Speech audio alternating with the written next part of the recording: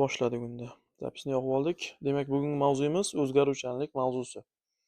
O'zgaruvchanlik, ya'ni organizmning belgi xususiyatlarini bilan o'sha turni bir-biridan farq qilishi.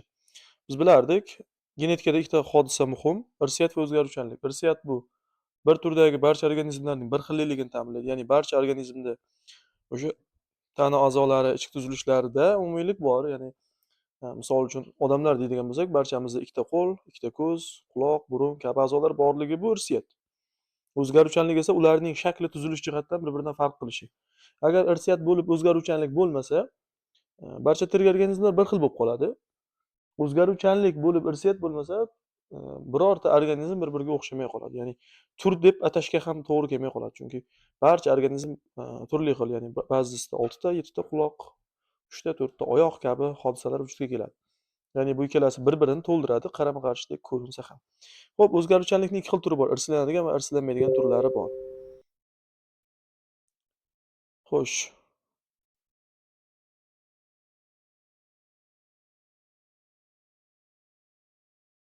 ovoz ekran ishlamayapti. Bir chatdan chiqib qaytib kirib oling hozir bizda. Endi ishlayapti.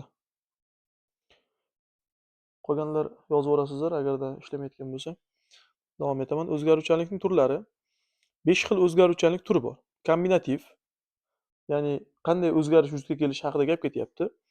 Ota-ona organizmlardagi erkin chatishma, ya'ni otadan yarim belgini, onadan yarim belgini olganligi uchun farzand otaga ham o'xshamaydi, ya'ni o'zgargan.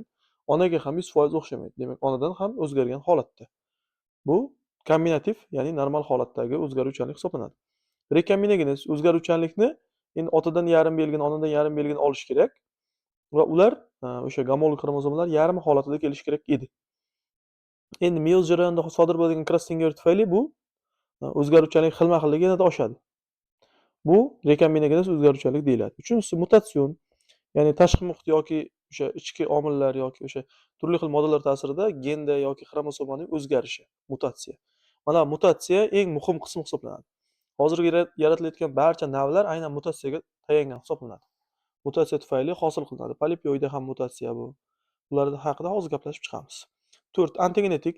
Tirik organizm tug'ilgandan toki o'lgungacha bo'lgan shaxsiy hayotida paydo bo'lishi kerak bo'lgan o'zgaruvchanlik antigenetik o'zgaruvchanlik deyiladi. Misol uchun 18 yoshga yetganda voyaga yetish. Bu ham antigenetik o'zgaruvchanlik. Chunki mutatsiya emas, tashqi muhitdan paydo bo'lmaydi. Ota-onadan o'tgan emas. Bu nima? Shaxsiy rivojlanish davrida paydo bo'ladigan yuvenil davrni o'tashi, ko'payish bosqichiga kirishishi, bu demak antigenetik o'zgaruvchanlik hisoblanadi.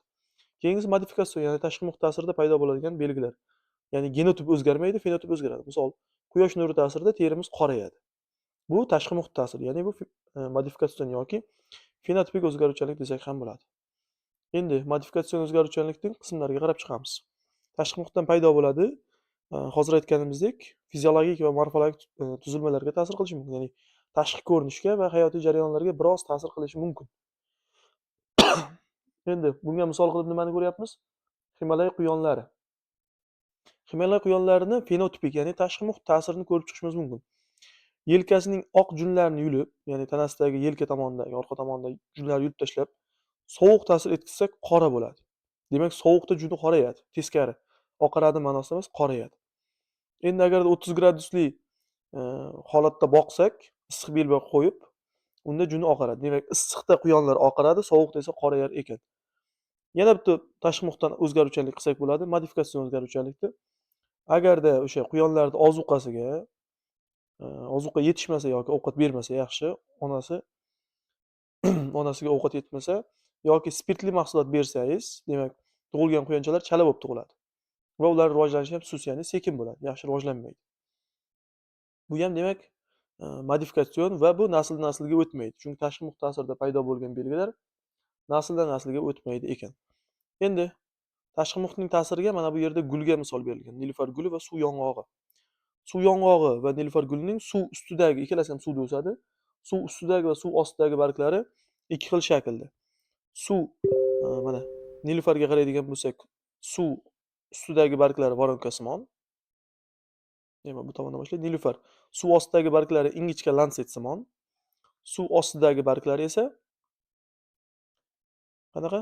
Suv ostidagi barglari ustidagi barglar voronkasimon. Demak, shu yerga chizib qo'yaman. Bu joyni alohida yodlab qo'yasiz. Lansetsimon va voronkasimon. Suv yong'og'i desa suv osti barglari patsimon, suv usti barglari esa yaxlit holatda, ya'ni butun holatda deyilyapti.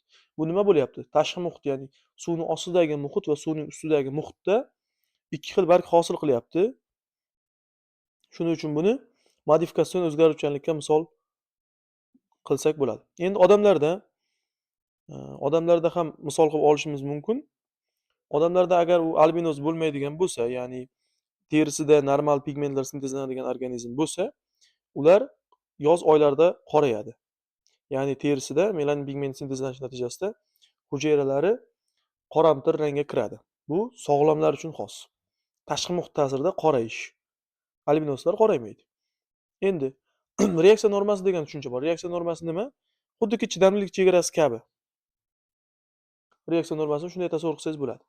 Ya'ni ma'lum bir o'zgarishning o'z darajasi bor. Qaysi chegaragacha o'zgaradi? Deylik, qorayishning ham o'ziga yarasha chegarasi bor. Juda ham quyosh issig'ida qolib ketdi, juda ham qattiq qoraydi. Keragidan ortiq qorayish hujayralarni o'ldirib qo'yadi. Va o'sha reaksiya normasidan chetlashish hisoblanadi bu.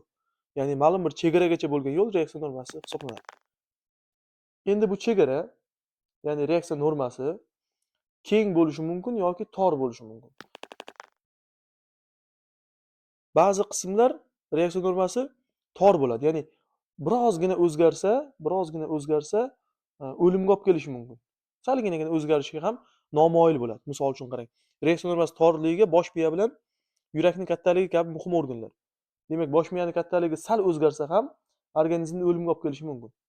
Yoki ikkinchi belgi, yurakning kattaligi. Yurakning ham o'lchami o'ziga yarasha ma'lum bir miqdori bor. 120 gram, 180 gramdan 300 gramgacha yoki 220 gramgacha ayollarda bo'lsa, 220 dan 300 gramgacha erkaklarda misol uchun deylik. Bunda ham demak o'zgarishning o'ziga yarasha chegarasi bor. Agar undan katta bo'lib ketadigan bo'lsa, organizmga salbiy ta'sir ko'rsatadi. Bu reaksiya normasi torligi. O'zgarishga moyil bo'lmagan qismlarda reaksiya normasini tor deyishimiz mumkin. Keng miqdordagi qanaqa? Misol uchun sigirlarda yozyapti mana. Qoramollarda sut miqdori, yog' miqdori. Ular demak qancha ko'p ozuqa beraversangiz, u semirib ketaveradi. Ya'ni yog' miqdori o'zgaruvchan. Keng bu. Endi lekin qancha ovqat bersak ham uning bosh miyasi va yuragining hajmi o'zgarmaydi. Bular demak o'zgarishga moyil bo'lmagan qismlar. O'simliklarda gulni o'zgartirmaydi. Ya'ni gulli o'simliklarning guli kamdan kam o'zgaradi. Demak, gulni reaksiya normasi tor desak bo'ladi. Barglarda esa reaksiya normasi keng. Chunki qancha ko'p ozuqa bersangiz, bargi shunchalik kattalashib ketaveradi. Xo'p, buni tabiiyki nima uchun biz o'rganyapmiz? Chunki buni qishloq xo'jaligida foydalansak bo'ladi. Misol hayvonning qaysi belgisi reaksiya normasi kenglikka olib keladi. Misol deylik biz tuxum yo'nalishida boqiladigan tovuq bo'lsa, uning reaksiya normasi qancha ko'p ovqat bersak, tuxum yo'nalishida, ya'ni tuxumni ko'p beradi. Tuxumni ko'paytirib ketaveradi. Ozuqaga qarab tuxum o'zgaraveradi. Lekin qancha ko'p ozuqa bersak ham u baribir semirmaydi. Demak, unda massa miqdori, ya'ni go'sht miqdori yig'ish bo'yicha reaksiya normasi tor, ammo tuxum qilish xususiyati reaksiya normasi ancha keng hisoblanadi. Shuning uchun ham foydalanishimiz mumkin bo'ladi. Aynan reaksiya normasi keng bo'lgan xususiyatlardan hayotimizda foydalanib qolishimiz kerak biz, ishlab chiqarishda albatta. Xo'p, fenotipik o'zgaruvchanlik quyidagi turlari bor. Irslanmaydi ular, ya'ni belgilari bu. Ular irslanmaydi, avloddan avlodga o'tmaydi. O'zgarishlar guruhli, ya'ni bitta o'zgarish yakka bo'lib kelmaydi, bir necha o'zgarishlarga sabab bo'ladi. Tashqi muhit ta'siriga bog'liq va chegarasini aniqlash uchun genotip bilan aniqlaymiz. Qarang, o'zgaruvchanlik chegarasi genotip bilan aniqlanadi. Mana shu gapni ko'pchilik farqiga bormaydi. Fenotipik o'zgaruvchanlik genotip bilan aniqlanishi kerak.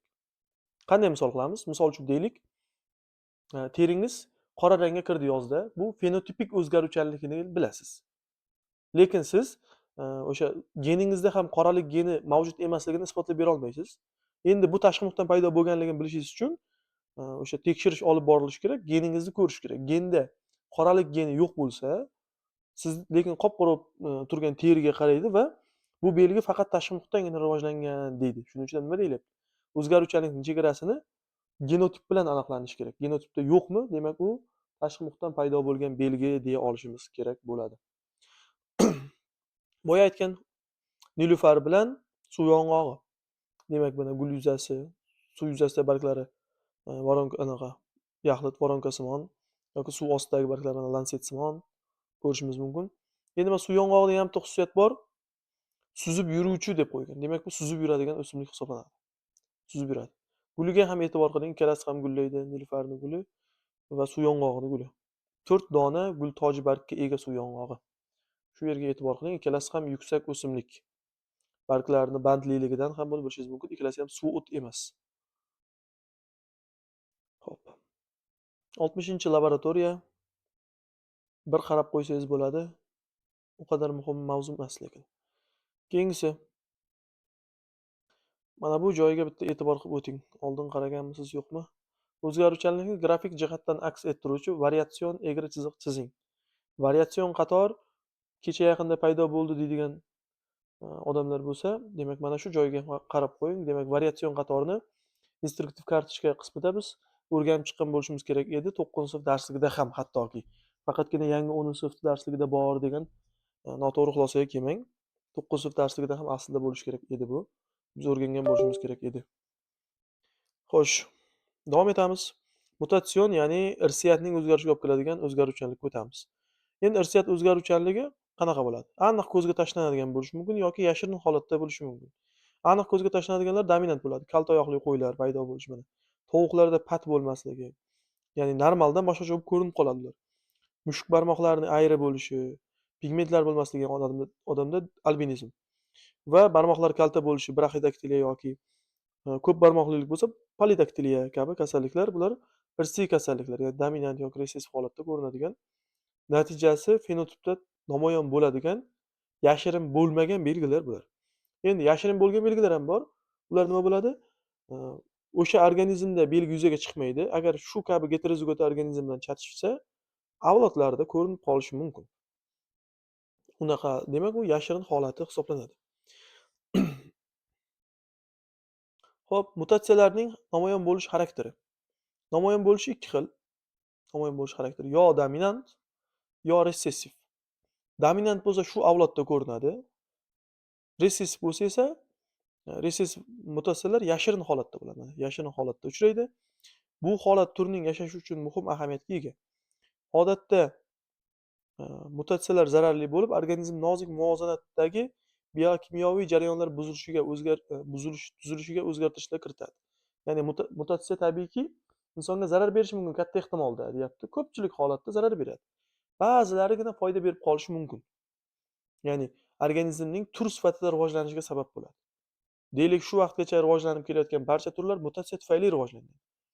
Ya'ni o'pka bilan nafas oluvchi suvda hamda quruq tashuvchidan paydo bo'lishi ham mutatsiya natijasi bo'lgan. Bu endi foydali mutatsiya bo'lgan. Shu tufayli yangi tur paydo bo'lgan, turning qirilib ketishini oldini olgan. Endi odatda ko'pchiligida esa mutatsiyalar o'limga olib keladigan sabab deyilyapti. Dominant mutatsiyalar gomozigota yoki heterozigota holatda ham bo'ladi va yashovchan bo'lmasligi ham mumkin. Ba'zi holatda individual rivojlanish dastlabki davrda o'lib ketishi mumkin yoki butun umr davomida o'sha mayib-majruh holatda yashashi mumkin. Shuning uchun mutatsiyani bo'lib chiqadi.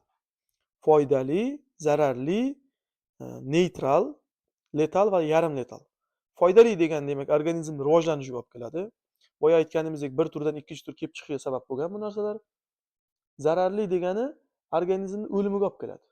Ya'ni zararli qanaqa bo'ladi? Letal yoki yarim letal bo'ladi. Letal holati bu o'limga olib keladigan mutatsiya. Yarim letal holati esa o'ldirmaydi, ammo butun umr davomida o'sha kamchilikli holatda yashashga majbur qiladi. Boya kalta oyoqli qo'y, polidaktiliya, braxidaktiliya, bular yarim letallik holati hisoblanadi. Neytral mutatsiyalar bilinmaydi, ya'ni sezmaydi organizm buni. Mutatsiyalar paydo bo'ladigan joylar ikkita. Generativ mutatsiya, ya'ni jinsiy hujayralarda paydo bo'ladigan. Bu tabiiyki jinsiy hujayralar yangi organizm paydo qilganda avloddan avlodga o'tadi. Generativ mutatsiyaga qaysi misol bo'ladi? Misol uchun Klinefelter, Shershevskiy, Ternerni ham misol qilsak bo'ladi. Nimaga? Ular jinsiy hujayrada meyozning buzilishi tufayli paydo bo'lgan va avloddan avlodga o'tadi. Qanday o'tadi? Tug'ilgan farzand, aynan Klinefelter yoki Shershevskiy, Terner bilan tug'ilyapti. Undan esa keyingi nasl rivojlanmaydi. Endi bu genom mutatsiyasi hisobiga olinyapti. Xo'p, somatik mutatsiyalar bor, ya'ni tana hujayralarida bo'ladigan mutatsiyalar. Tana hujayralarida bo'ladigan mutatsiyalar avloddan avlodga o'tmaydi. Shu organizm o'zida namoyon bo'ladi va yo'qolib ketadi. Boshqa ko'rinmaydi. Qachon avloddan avlodga o'tishi mumkin? Faqatgina jinsiz ko'paysa. Ya'ni kurtaklanib ko'payish, fragmentatsiya kabi bo'linish turlari bilan o'sha ko'payadigan bo'lsa, avloddan avlodga o'tadi. Xo'sh, bo'lib olamiz. Endi mutatsiyani paydo bo'lish joylari. Mutatsiya bu yerda 9-sinfda 2 ta yozilgan, aslida esa mutatsiyani 3 ta deb aytishimiz mumkin. Bu birinchisi gen mutatsiyasi, eng kichik, ya'ni ikkinchi nomi nuqtali mutatsiya. Nuqtali mutatsiya deyilishining sababi nima? Gen bu bir molekula oqsil sinteziga javob beradigan DNKning bir qismi. Bu yerda genda mutatsiya qanday paydo bo'ladi? Gen nukleotidlarini biri o'zgarib qolishi mumkin yoki yo'qolib qolishi mumkin o'sha gen. Yo'qolib qolgan gen hisobiga oqsil sifati buziladi. Ya'ni gen emas, gen tarkibidagi nukleotid yo'qolishidan genning sifati buziladi. Ya'ni oqsil sifatsiz oqsil hosil bo'ladi. Bu bir donagina o'sha gendagi nukleotidlar qatoridan bitta nuqta yo'qolib qolishi hisoblangani uchun buni nuqtali deb ataydi. Natijada esa oqsil sifati buzilishi organizmda ma'lum bir kasalliklar vujudga keltiradi. Biz bunga qanday olamiz? 10-sinfda transversiya va transduksiya hodisalarini bilamiz. Undan tashqari barcha dominant va resessiv kasalliklarni olamiz. Yuqumlilar bundan mustasno. Mutatsiyalar qatoriga dominant mutatsiya kasalliklari ham, resessiv mutatsiya kasalliklari ham demak nuqtali mutatsiyalar guruhiga kiradi.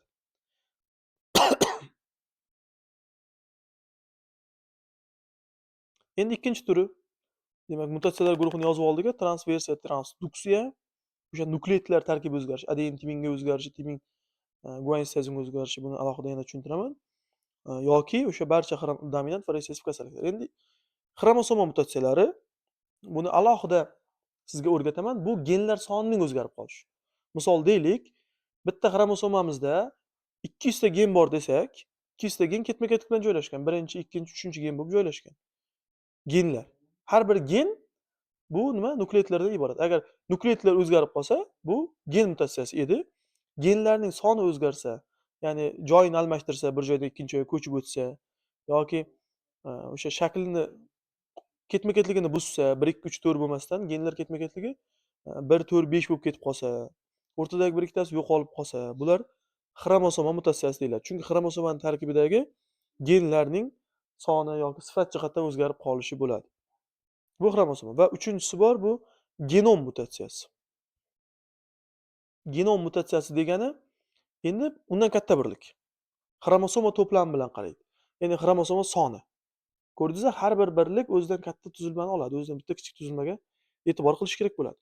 Gen mutatsiyasi degani genning ichidagi nukleotidlar o'zgarishi, xromosoma degani xromosoma ichidagi genlarning o'zgarishi, genom mutatsiyasi esa xromosoma sonining o'zgarishi bo'ladi. Misol uchun deylik, butun bir to'plam oshib qolsa, 2 barobar yoki buni biz poliploid deb ataymiz.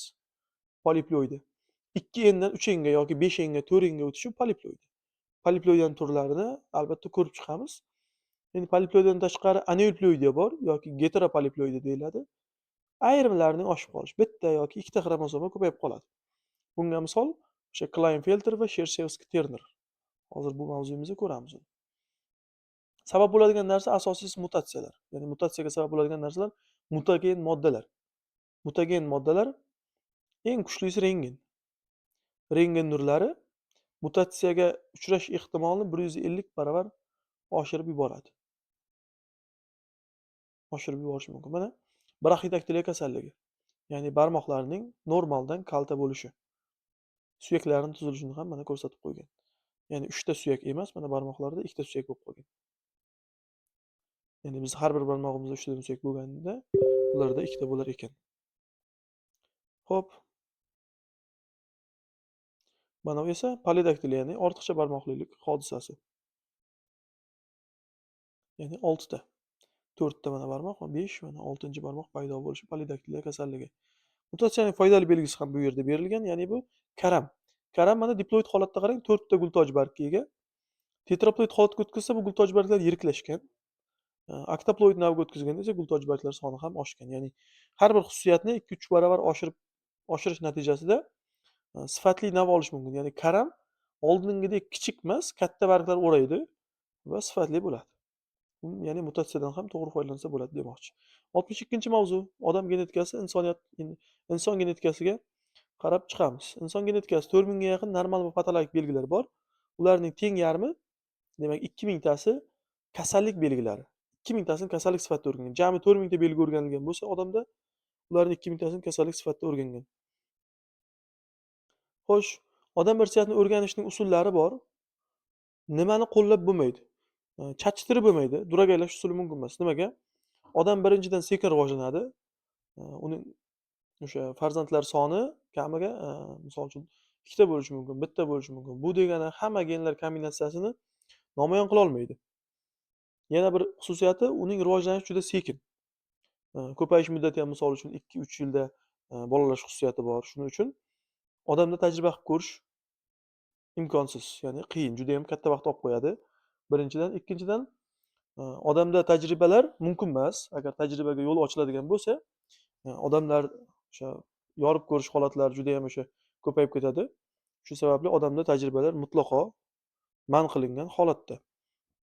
Endi uni genetikasini o'rganish uchun nimadan foydalanamiz? Odam genetikasini o'rganish uchun bir necha usullar bor. Mana usullarga ketma-ketlik. Genealogik, ya'ni shajara tuzamiz yoki egizaklar usuli, o'sha Holsinger formulasi bilan, sitogenetik usul, biokimyoviy usul, populyatsiya genetik, ya'ni populyatsiya genetik bu Hardi-Vaynberg usuli yoki turg'un populyatsiya bo'lsa Hardi-Vaynberg yoki turg'un bo'lmagan populyatsiya Garvey qonunlaridan foydalanishimiz mumkin. Ontogenetik usul, ya'ni shaxsiy rivojlanishdagi o'zgarishlardan foydalanib uni irsiyatini o'rgansak bo'ladi. Eng mashhurlaridan biri bu genealogik, ya'ni shajara usuli. Shajara usulini kashf qilgan olimga e'tibor qilamiz, Galton. Galton. Bu ism boshqa deyarli kelmaydi. Boshqa yo'q kitob bo'yicha. Genealogik usulni muallifi Galton, ya'ni shajara usuli muallifi deb yodlab qoling. Bu usulda aytadiki, odamdagi barcha belgilar, irsiy belgilar, o'sha aql, salohiyat barchasi ota-onadan farzandlarga o'tadi, nasl-naslga o'tib keladi.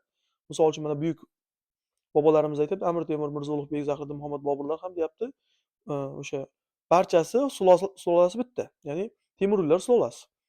Bunda umumiy hammasida bor bo'lgan belgilar bor, ya'ni matematika, o'sha musiqaga bo'lgan iste'dodlar, she'riyatga bo'lgan iste'dodlar va kuch-quvvat tabiiyki ularda bo'lgan va avloddan avlodga o'tganligi uchun bu sulola juda ham o'sha nom qozongan sulola bo'lgan deyilyapti.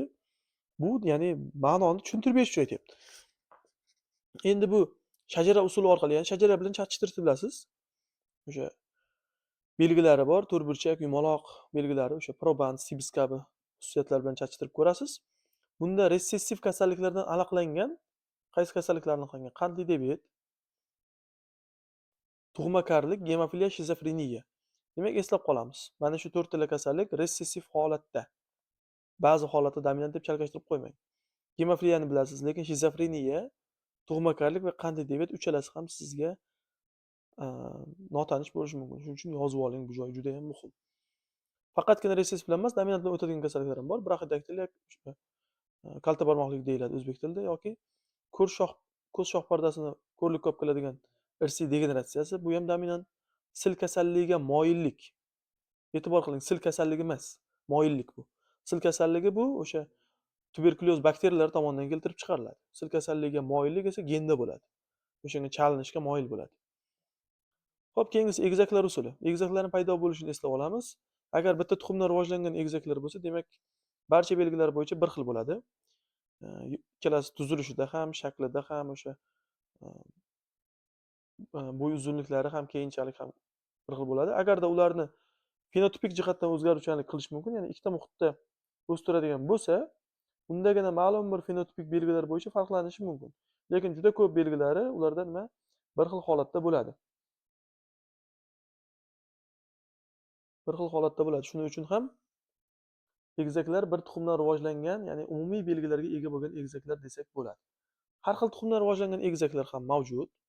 Ular bir-biriga aka-singil yoki o'sha opa-ukadek bo'ladi. Agarda jinsi ikki xil bo'lishi mumkin yoki bir xil bo'lishi ham mumkin, lekin aka-ukadek bir xil bo'ladi, lekin u qadar bir xil bo'lmaydi. Ya'ni u qadar bir xil degan nima degani?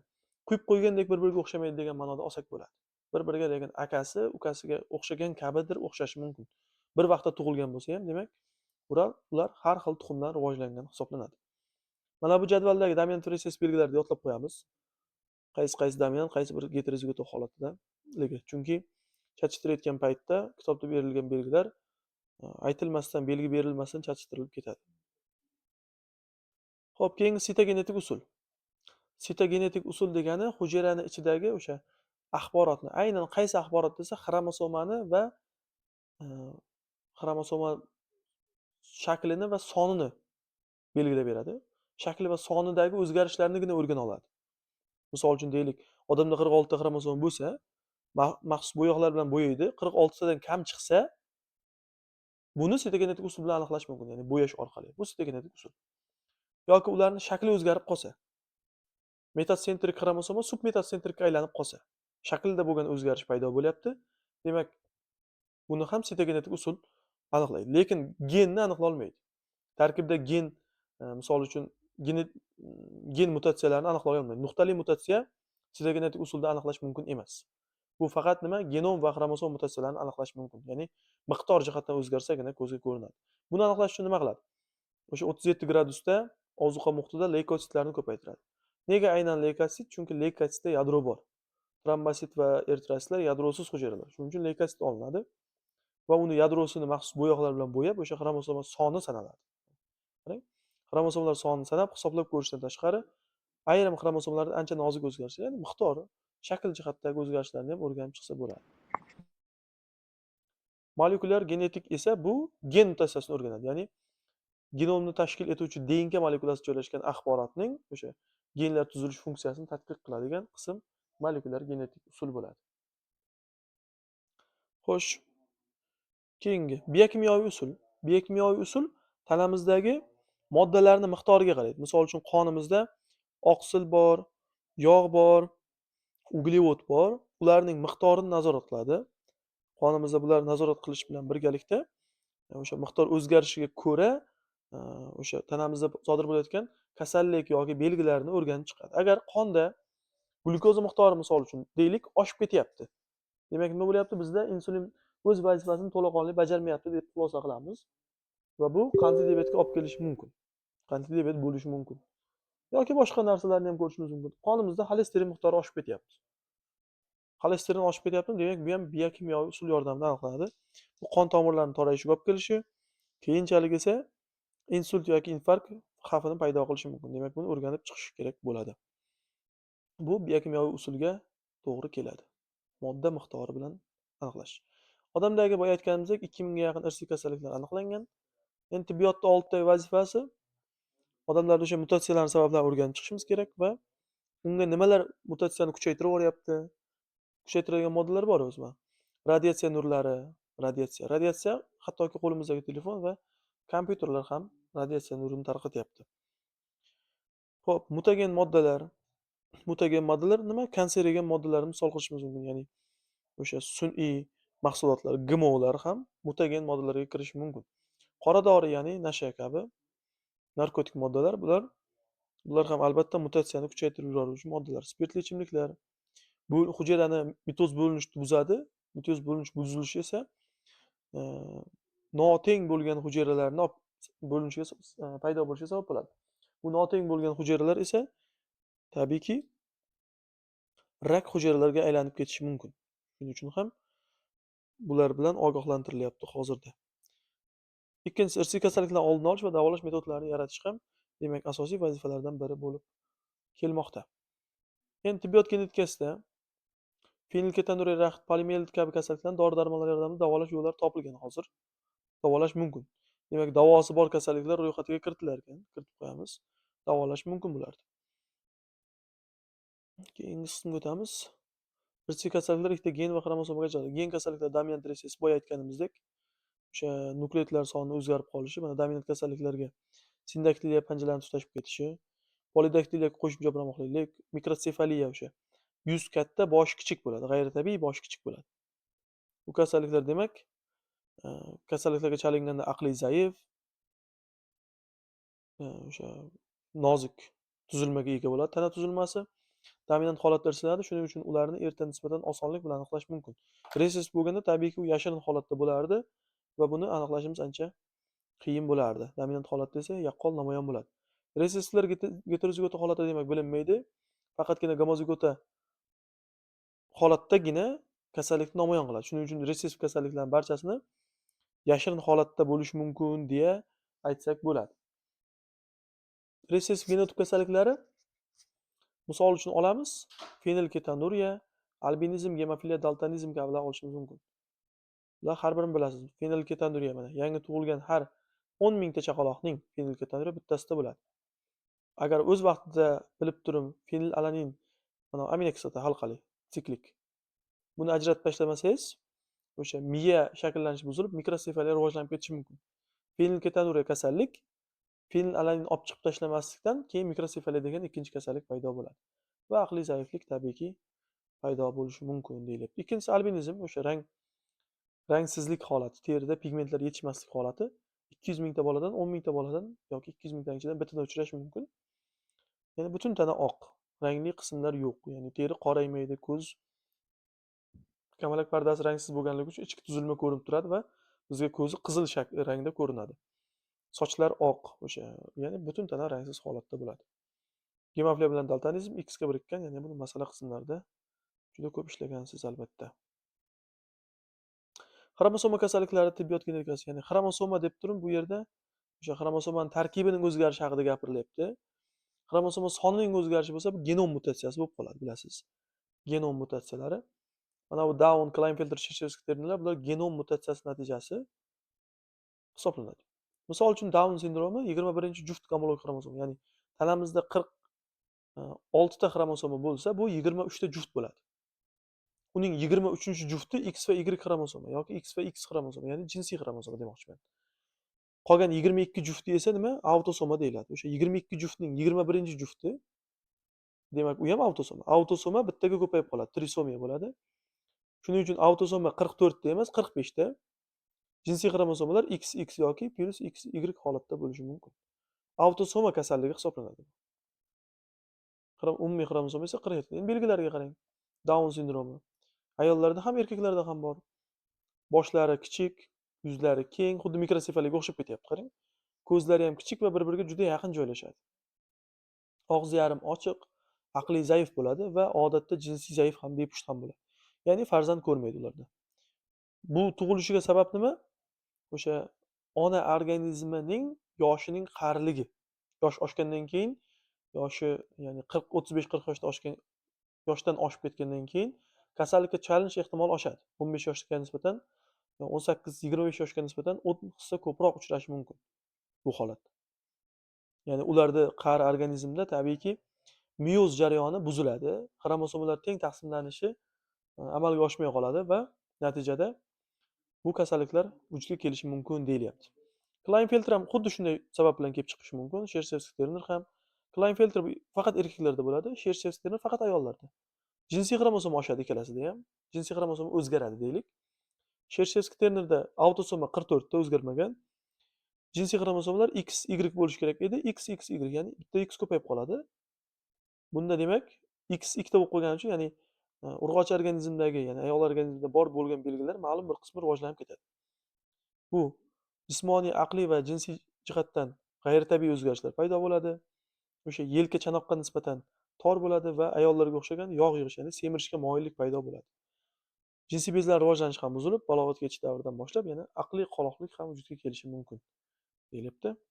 Demak, bu Klinefelter sindromi, ya'ni salbiy ta'siri albatta bo'ladi va 500 ta o'g'il boladan bittasida bo'ladi. Sizdan aholi o'rtasida so'rab qolish mumkin. Yangi tug'ilgan chaqaloqlar soni 10 millionta deydigan bo'lsa, demak 500 tadan bitta bo'lsa 10 millionta ichida nechtasi Klinefelter bo'lishi mumkinligini hisoblab topasiz. Shershevskiy terminal bu faqat ayollar uchun xos. Autosoma soni o'zgarmaydi bunda ham. Lekin jinsiy xromosoma soni o'zgarib ketishi mumkin. Bunda autosoma 44 ta, lekin jinsiy xromosomalar bittaga kamayib qolgan, ya'ni X holatda, yagona X qolgan, ikkinchi xromosomasi yo'q. Shuning uchun jami xromosoma 45 ta bo'lib qoladi. 45 ta bo'lgandan keyin 44 tasi autosoma, bittasi jinsiy xromosoma. Jinsiy xromosoma o'z X belgisi, X sherigiga ega bo'lmagandan keyin belgilarni to'liq namoyon qila olmaydi. Ya'ni jinsiy belgilar namoyon qilish kerak, bu jinsiy belgilar namoyon qila olmaydi. Namoyon qila olmasligi natijasida yakka xromosoma belgilari qanaqa bo'lyapti? Qarang, bo'y past, bo'yni qisqa, o'sha birlamchi va ikkilamchi jinsiy belgilar rivojlanmagan holatda namoyon bo'ladi yoki ikkilamchi jinsiy belgilar juda ham sust holatda namoyon bo'ladi. Ularda ham demak bepushtlik holati mavjud va o'sha avlod surmaydi, keyingi avlodlarga o'tmaydi bu kasallik. 5 mingtasidan bittasida uchraydi qizlarning. Ya'ni faqat qizlar organizmida, ayol organizmida uchraydigan kasallik ekan. Demak, mana shu 500 ta va 5000 taga e'tibor qilib qo'yasiz va belgilarini alohida yodlaysiz har birini. Yaxshilab qarab chiqsangiz esda qoladigan, ya'ni tasavvur bilan eslab qoladigan mavzu bu. Xo'p, buni erta aniqlash haqida yozilgan bu yerda. Bu menimcha hammaga tushunarli. Xo'p, seleksiya qismini ham bitta qilib o'tib ketaveray. 3 ta mavzu, 4 ta mavzu qoldi. Seleksiya atamasi demak, tanlash degan mavzuni ma'noni bildiradi. Ya'ni o'sha o'simliklar orasidan kerakli bo'lgan belgilarni tanlab olish ma'nosida keladi. Bu sun'iy yaratilgan zot, nav, shtam. Zot bu o'simlikka, hayvonga xos, nav bu o'simlikka, shtam esa bakteriyaning sun'iy yaratilgan formasi hisoblanadi. Bu uchalasini yaratish demak seleksiyaning asosiy vazifasi va bu uchalasidan ham biz uchun, ya'ni tirik odamlar uchun foydali bo'lgan mahsulotlarni ajratib olish. Xo'p, bu zot, nav, shtamlarni hammasini biz bitta qilib toza liniya deb ataymiz. Nimaga toza desak? Chunki ulardan keraksiz belgilar yo'qotilgan, kerakli belgilar saqlab qolingan holatda. Shuning uchun bularni biz toza liniya deb ataymiz. Toza liniya desa, demak siz zotni, navni olishingiz kerak bo'ladi. Sun'iy yaratilgan har qanday zot, nav olinadi. Xo'p, madaniy o'simliklarning kelib chiqish markazlari. Demak, markazlar birinchi markazlarga, ya'ni har bir o'simlikning kelib chiqishiga qiziqqan odamlar qayerdan kelib chiqdi, qanday bizga yetib kelib qoldi degan savollar bo'lgan va buni o'rganish uchun rus olimi Vavilov dunyo bo'ylab sayohat qiladi. Rossiyaga va bir qator chet el davlatlariga boradi va o'simliklarning kelib chiqish markazlarini 7 ta markazga bo'lib chiqadi. 7 ta markaz. Endi buni yodlash kerak. Bu joyiga to'xtalib o'tmay, bu joyi chunki yodlanadigan joy. Ya'ni bir taxminan 10 daqiqalar vaqt sarflab, xuddi she'r yodlagandek yodlab qo'yasiz. Sharqiy Osiyo o'sha 7 ta markazi, Janubiy Osiyo, Sharqiy Osiyo, Janubi-G'arbiy Osiyo, O'rta Yer dengizi, Abissiya, Markaziy va Janubiy Amerika tizimlarini, demak, har birini foizini eslab qoling, foiz. Foiz o'zi 3 tadan kelgan. 50%, 20% va 14%. Va qaysi mamlakatlar kirishi kerakligini va qanday o'simliklar u yerda tarqalganligini alohida yodlab qo'yasiz. Endi hozirda markazlar u holatda emas. Hozirda 12 ta markazga ko'paytirilgan. Dastlabkisi 7 ta markaz bo'lgan bo'lsa, hozir 12 ta. Endi Vavilov yig'ib kelgan kolleksiya Rossiyada saqlanyapti. 320 ming ta o'simlik turi bo'yicha, o'simlik soni bo'yicha 320 ming ta, 1041 ta turga kiradi. Ya'ni ba'zi bir turlardan 100 ta namuna bor. Ba'zilaridan 500 ta namuna bo'lishi mumkin. Ba'zilaridan 1 dona namuna bo'lishi mumkin. Umumiy yig'indisi demak 320 ming ta o'simlik 1041 ta turga kiruvchi. Bundan buyog'i keyingi mavzularimizda bor gaplar. Bularga alohida to'xtalamiz hozir. Mana zot va navni hozir aytganimizdek toza liniya deyapti. Toza liniya ya'ni kerakli belgilar kuchaytirilgan va keraksiz belgilardan tozalangan holatda. Xo'p, bunda ham reaksiya normasiga juda ham e'tibor qilish kerak. Boya aytganimiz, mana qarang, lekkorin degan oq lekkorin zoti bor, juda ham ko'p tuxum qo'yadi. Agar yashash sharoitini yaxshilaydigan bo'lsak, buni tuxum qo'yish kuchayadi. Demak, bu yerda tuxum qo'yish xususiyatini reaksiya normasi keng, semirish xususiyati esa massasi oshmaydi-da uni. Demak, bu semirish xususiyati reaksiya normasi tor desak bo'ladi. Unga qancha ko'p ozuqa bersak, faqatgina reaksiya normasi keng bo'lgan belgisi o'zgarishga uchraydi. Xo'p, endi yangi zot, nav yaratishning asosiy usullari: tanlash va duragaylash. Tanlash ikki xil: yalpi va yakka tanlash. Yalpi tanlash bu butun bir o'sha daladagi o'simliklar ichidan faqatgina yaxshilarini barchasini yig'ib oladi. Barchasini yig'ib oladida va ularni o'zaro chatishtiradi. Endi ular ichidan yana yaxshilarini yig'ib olib turib, yana o'zaro chatishtiradi. Ya'ni bunda 3-4 marta chatishtirish natijasida yaxshi o'simliklarni, sifatli o'simliklarni o'zaro chatishtirish natijasida eng sifatlilari chiqadi. Bunda esa bir necha bor chatishtirish bo'lgani uchun bu biroz vaqtni olib qo'yadi. Ikkinchisi bor, bu yakka tanlash. Ya'ni yakka tanlash bittagina o'simlik olinadi. Eng yaxshi bir dona o'zingizga kerak bo'lgan o'simlik olinadi. Qimmatli belgi, sizga kerakli bo'lgan belgiga ega bo'ladi. Uni aynan o'zingizga kerak bo'lgan yana bir o'simlik bilan chatishtirasiz va olingan avlodni tahlil qilishingiz oson. Bitta o'simlik bo'lganda osonroq bo'ladi yalpidan ko'ra. Va olingan liniya tabiiyki toza liniya sizga aynan kerakli holatda bo'ladi. Xo'sh, endi hozirgi vaqtda navni yaratish uchun kerak bo'ladigan usullar qaysilar? Ular mana bu joyiga e'tibor qilasiz. Duragaylash, ya'ni oddiy chatishtirishlar, sun'iy mutagenez, ya'ni mutatsiya qilish, xromosomani tuzilmalarini o'zgartirish, genlarni buzish, bular hammasi mutagenez usullar. Eksperimental poliploid, ya'ni xromosoma sonini to'plamini oshirish va genetik injineriya. Yangi genlarni kirgizish unga. Bular hisoblanadi. Keyingisi, birinchisi demak duragaylashdan boshlaymiz. Duragaylash turlari bor, ya'ni chatishtirishning turlari. Ikkita o'simlikni, ikkita organizmni, ikkita hayvonni chatishtirayotgan bo'lsak, belgilarni umumlashtirmoqchi bo'lsak, buning o'ziga yarasha turlari bor. Bular genetik uzoq formalar chatishtirish, ya'ni ikkita turni chatishtirish, bir-biriga yaqin bo'lmagan, ya'ni ikkita tur chatishsa, bu genetik uzoq forma. Tur ichida chatishtirish bor. Bitta turga kiradigan ikki dona o'simlik chatishtiradi. Bittasi yaxshi sifatli, misol qizil gulli no'xat, oq gulli no'xat. Ikkalasi bitta turga kiradi.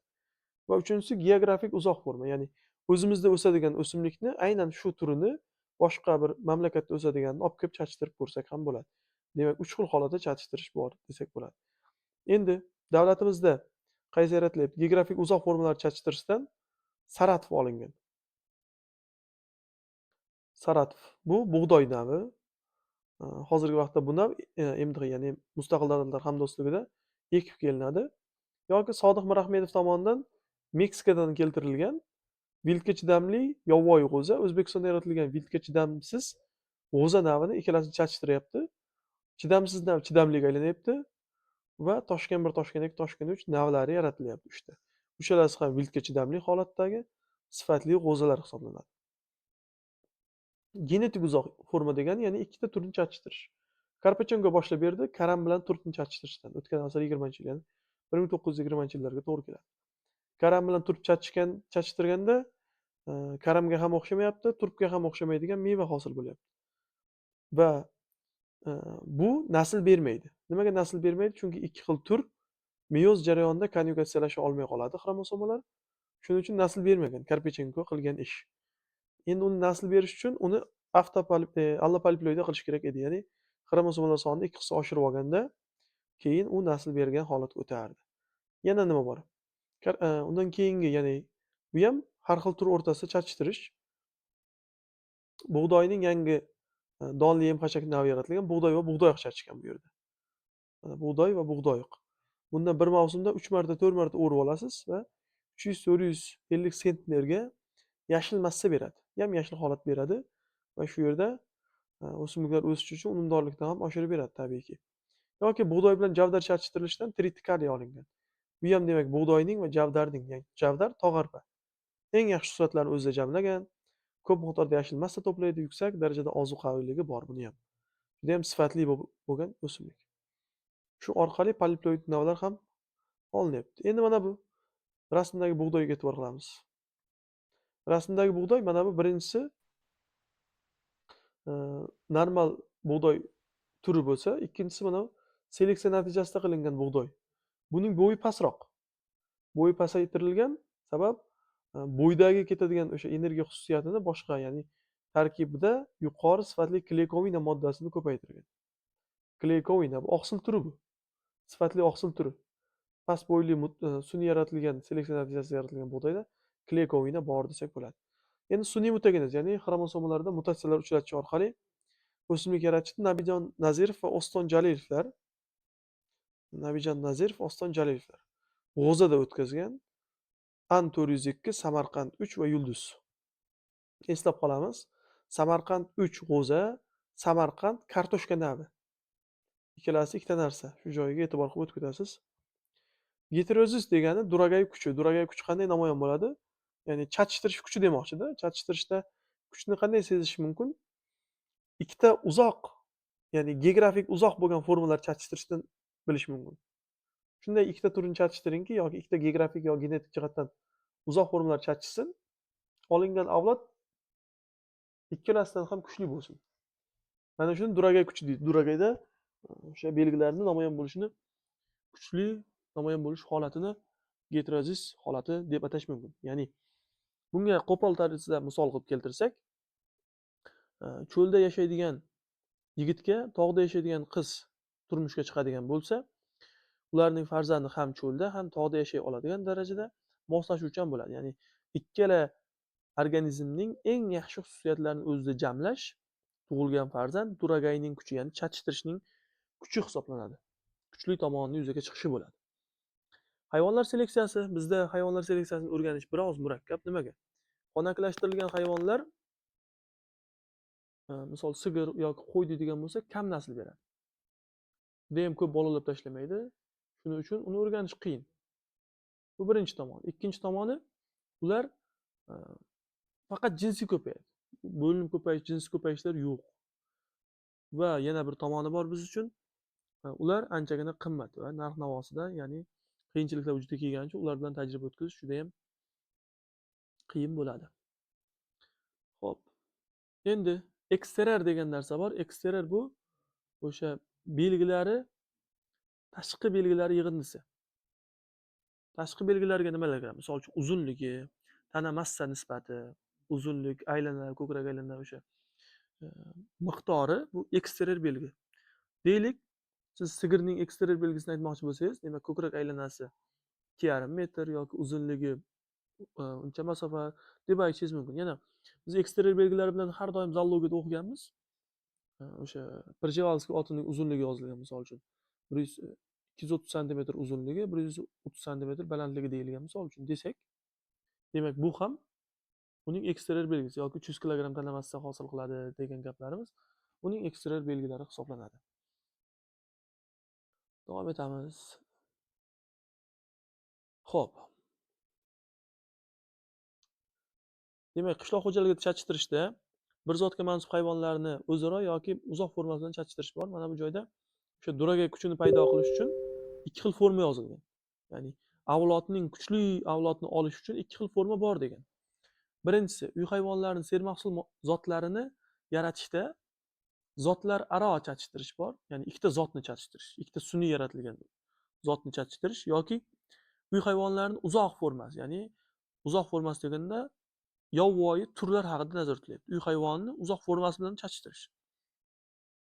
Zotlararo chachishtirishda nimalar olingan qarang. Ascana embules. Mana shu joyiga hech kim e'tibor qilmaydi. Mayin jum beradigan qo'y bu. Mayin jum beradigan qo'y. Hisor, bilasiz, dag'al junli, go'sht yog' yo'nalishida boqiladigan qo'y. Qorako'l qo'y, qorako'l teri uchun boqiladigan qo'y zotlari. Demak, bular qo'ylar. Ko'p sut beradigan Kostroma zoti, ahal teki ot zoti, ya'ni salt miniladigan. Hop, tovuqlarning broyler va sertuxum va ipak qurti zotlari, demak bular kelib chiqishi nimadan desa, ikkita zotni chachishtirishdan paydo bo'lgan. Zot chattishtirish natijasida paydo bo'lgan geterozis darajasi bular. Bundan tashqari uy hayvonlari uzoq formasi, ya'ni uy hayvoni, uyda yuzda bor hayvonni uzoq formasi yovvoyi formalar bilan chatishtirish natijasida paydo bo'lganlari ham bor. Bular qaysilar misol qilamiz qarang. Arxar bilan yovvoyi qo'y arxar. Yoki mayin jum beradigan qo'y zoti bor. Bu zoti demak uy hayvoni, yovvoyi formasi arxar. Chachishtirilganda arxara merinos olingan. Aralashma forma. Yoki baland tog'li hududlarda yashaydigan baland tog'da yashaydigan qo'tos qoramol bilan chachishtirilgan va bundan ham duragay olingan. Bunda nima bo'lyapti? Belgi kuchayyapti. Belgini kuchaytirib beradi. Chunki yovvoyi tabiatda yashaydigan organizmlar tabiiyki kuchli genlarga ega. Bu uy hayvonlarining sifatini oshirib beradi biz uchun. 66-mavzuga o'tamiz. Seleksiya va biotexnologiya. Seleksiya bildingiz, hozir ya'ni hayvon, o'simlik, o'sha bakteriyalardan kerakli mahsulotlarni o'sha olish uchun ularning sifatini yaxshilash. Biotexnologiya esa ulardan kerakli mahsulot olish. Misol uchun deylik, mana non pishirishda, pivo, vinoda achchiqdan foydalanamiz. Bu ham biotexnologiya. Achchiqning faoliyati natijasida biz o'zimizga kerakli mahsulot olyapmiz. Biotexnologiya hisoblanadi. Terga organizmdan kerakli mahsulot olish. Ulardan yoki antibiotik, ferment va vitaminlarni ham olishimiz, sifatli oqsil olishimiz ham, bular ham nima ekan? Bular ham seleksiya natijasida paydo bo'lgan, ya'ni biotexnologiya ishlari hisoblanadi. Mikroorganizmlardan olinadigan vitaminlar eslab qolamiz. B2 bilan B12 olinadi. B2 ning ikkinchi nomi riboflamin, B12 siyanokobalamin. Siyanokobalamin tarkibida kobalt bor. Oldin o'qib o'tgandik. B1 vitamini ham bor, tiamin. B1 olinmaydi, B2 va B12 olinadi. yog'och qipig'i yoki parafinda o'sadigan achitqilar deyilyapti. Demak, achitqi qayerda o'sadi desa, yog'och qipig'i va parafinda o'sadigan vakillari bor va ulardan sifatli oqsil olinadi. Bu oqsillarning o'sha zamburug' tanasida 60% oqsil bo'lishi mumkin. Va oqsil tabiiyki kerak.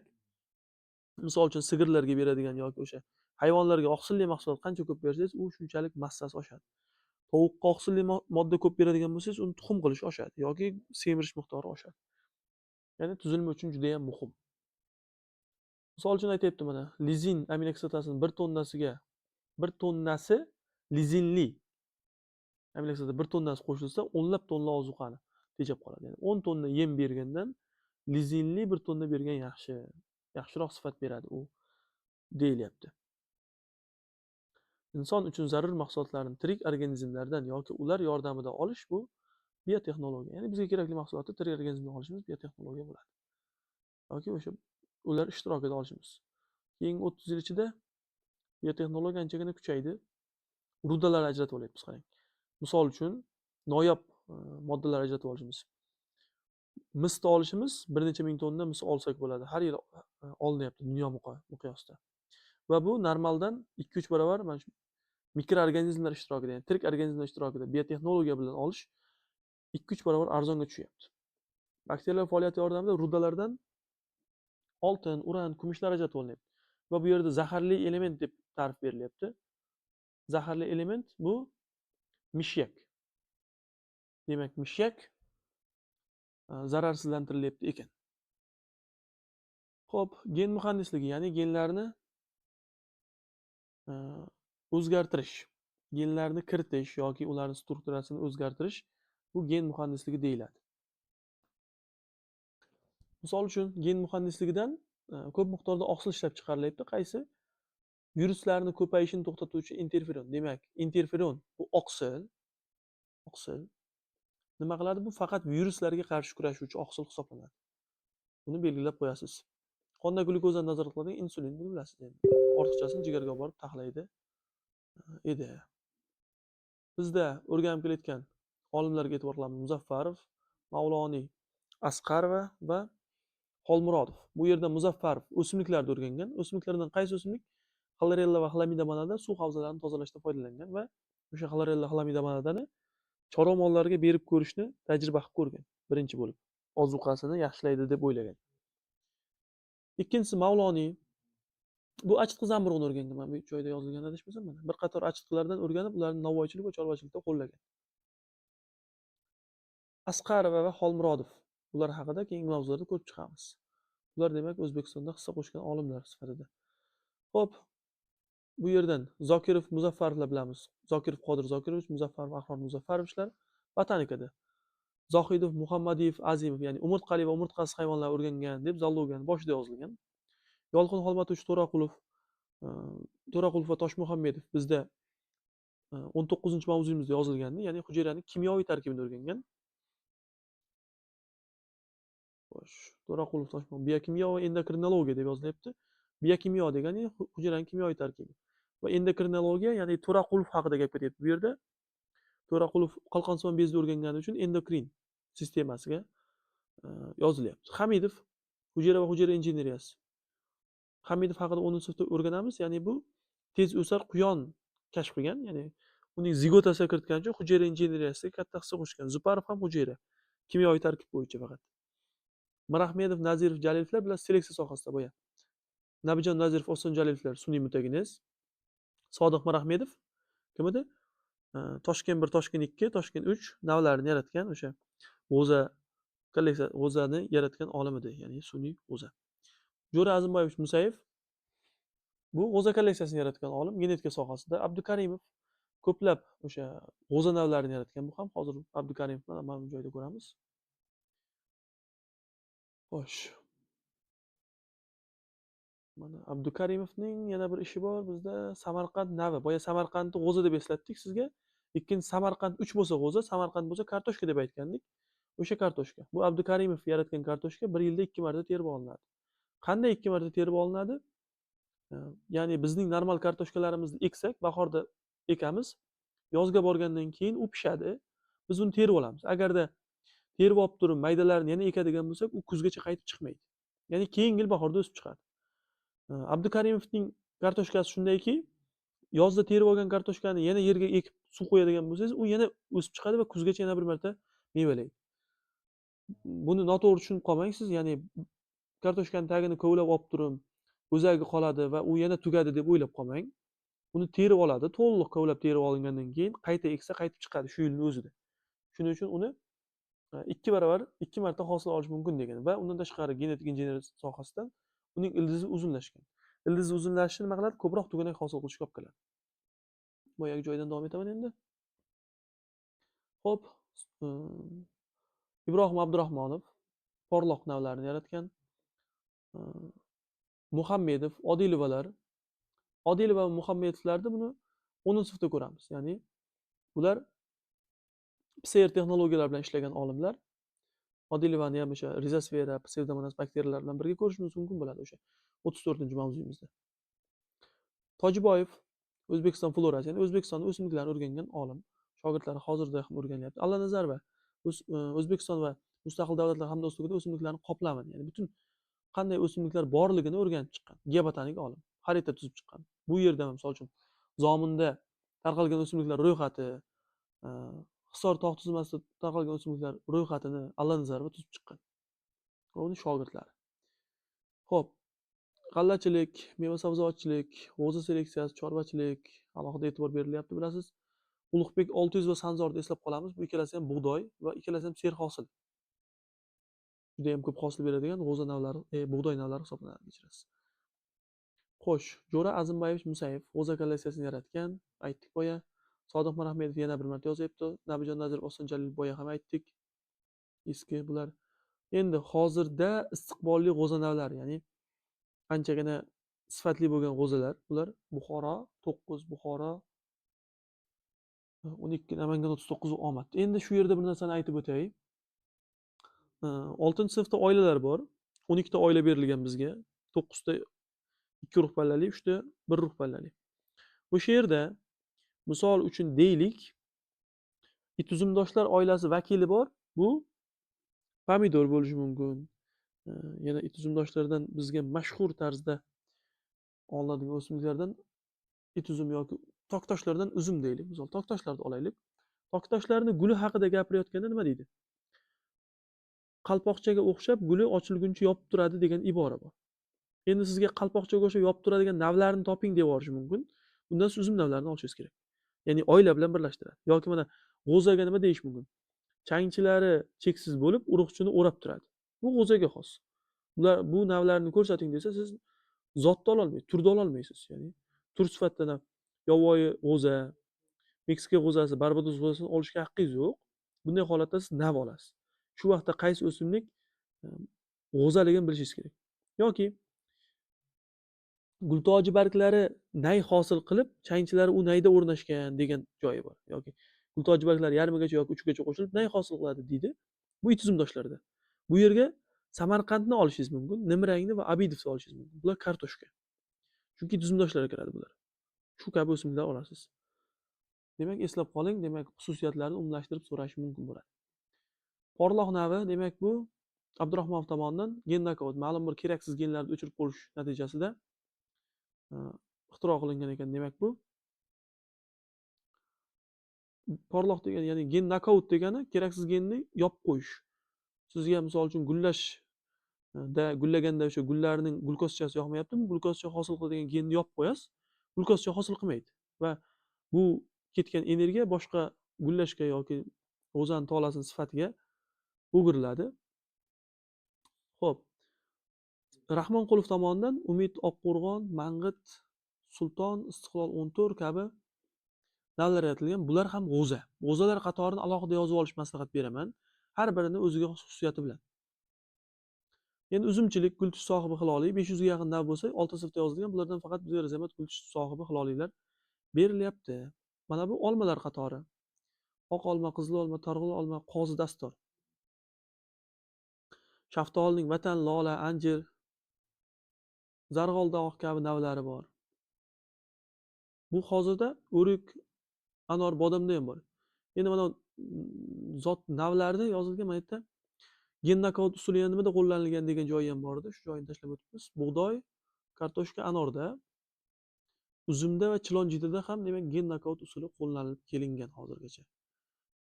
Xo'p, Mahmud Mirzayev 200 ga yaqin rezervuar va mevali o'simliklar navini yaratgan bo'lsa, ularning 100 tasi hozirda ham qo'llanilib kelinmoqda.